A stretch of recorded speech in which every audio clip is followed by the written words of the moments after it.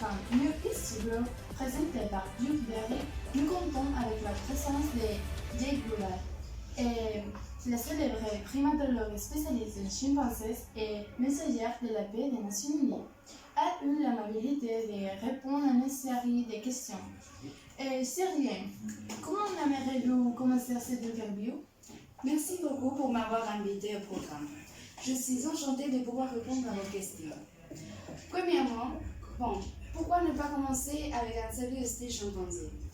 Ouh, ouh, ouh, ouh, qui signifie bonjour, je suis Yang. Et depuis toute ma petite enfance, j'ai toujours eu un grand intérêt avec les animaux et leur comportement. Et c'est pourquoi j'ai décidé de consacrer ma vie à ce que je suis aujourd'hui. Génial, Jim. Et quelle fut votre première expérience avec un animal? Et avez-vous su que cela marquerait votre vie? Ma première expérience avec un animal était avec une poule. J'avais 4 ans. Je vivais avec ma mère dans une ferme entourée de nombreux animaux. Ma fonction était de ramasser les œufs des poules. J'étais surprise de voir comment un grand œuf pouvait sortir d'un si petit espace. Alors, je me suis cachée pendant 3 heures dans un poulailler. Soudain, une poule est arrivée, a levé ses pattes et un œuf est tombé. J'ai couru le dire à ma mère qui m'écoutait avec un grand intérêt. Et j'étais impressionnée de savoir que j'avais découvert cela par moi-même. Alors, j'ai décidé que je voulais sortir cela à nouveau. Une merveilleuse histoire. Et comment définirez-vous les médias des scientifiques avec quelques adjectifs? Et pourrait-on les décrire? Et à mon point de vue, une personne qui se dédie aux sciences se caractérise par sa curiosité. Elle pose toujours des questions logiques auxquelles on n'a pas encore répondu. Elle prétend de les répondre par elle-même. Et elle commettra de nombreuses erreurs avant d'aboutir, mais surtout, elle doit apprendre à être très patiente. J'imagine que tout n'a été pas facile sur votre chemin. Y a-t-il eu de nombreux obstacles sur votre carrière? Pour être honnête, personne ne croyait en moi. Beaucoup riaient lorsque j'ai pris la décision d'aller en Afrique pour étudier les animaux avec un entraînement total en plein temps. Ils m'ont dit comment vas-tu faire cela? De toute façon, tu es une fille.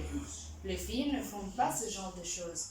Ou rêve avec quelque chose que tu peux obtenir. Cependant, ma mère, qui était toujours là pour me soutenir, m'a encouragée pour avoir ce projet et à ne jamais jeter l'éponge. Finalement, j'ai atteint mon objectif d'aller en Afrique, ce qui a été une expérience incroyable. En dehors de votre réussite personnelle, avez-vous un objectif qui est meilleur, qui englobe la planète entière? Une très bonne question. Mis à part la réalisation faite précédemment, l'un de mes objectifs principaux a été de générer de l'empathie envers les chimpanzés et de renforcer leur protection et celle de leurs écosystèmes. Oh là là, c'est admirable! Et si vous devez faire une chose, quelle serait votre découverte la plus intéressante? Je dirais que non seulement il y a eu une découverte, sinon que plusieurs. Cependant, la plus importante est celle-ci. Les chimpanzés utilisent et fabriquent des outils primitifs, pas des pierres, mais des tiges, des branches ou des feuilles. Une autre découverte impressionnante est que les chimpanzés, tels que nous les connaissons, c'est-à-dire sympathiques, tranquilles ou amicaux, ils peuvent être assez agressifs. Lorsqu'il s'agit de protéger son territoire, s'il y a un autre chimpanzé est considéré comme un intrus, ils peuvent recourir au cannibalisme. pour terminer cette interview, pourriez-vous envoyer un message aux générations futures? Quels sont les vies donneriez-vous? Eh ben, ah oui, je sais. Je dirais clairement ce qui suit. Vous n'avez aucun jour dans votre vie que vous n'ayez aucun impact aux gens autour de vous. Ce que vous faites marque la différence. Vous devez donc décider quel type de différence voulez-vous faire. Excellent conseil.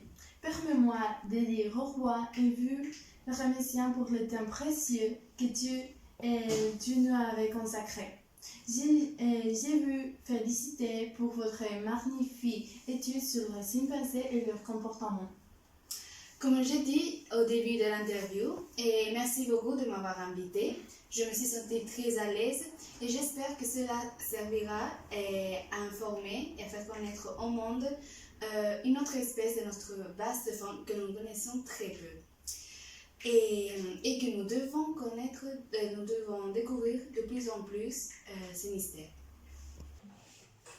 J'espère que le public a apprécié cette interview et que si vous voulez plus d'interviews de ce genre, n'oubliez pas de nous rejoindre de tous les dimanches à 16h des soirs sur M6 ou de vous inscrire dans notre site web www.canknowinghistorygrow.com. Merci de nous avoir écoutés. Bonsoir!